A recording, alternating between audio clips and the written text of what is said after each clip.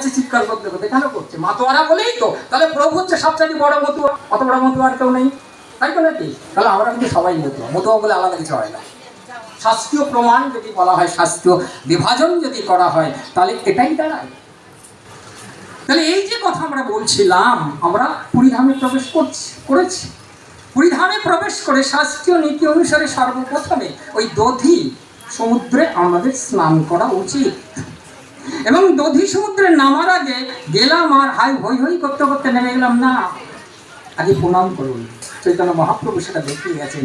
ঋষিবর্গ মানে গুণীবর্গ, ষড় ঋষিরা তা দেখিয়ে গেছেন, মানে গোস্বামীরা তা দেখিয়ে গেছেন যে আগে গিয়ে ওই দধি সমুদ্রকে প্রণাম করো, তারপরে জলে নামো, স্নান করো, তারপরে মন্দিরে যাওয়ার সংকল্প নাও।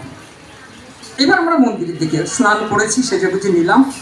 মায়ের একটু সাজাগুজো করে, সাজাগুজো করবেন, কিন্তু সাজাগুজোটা যেন জড়জাগতিক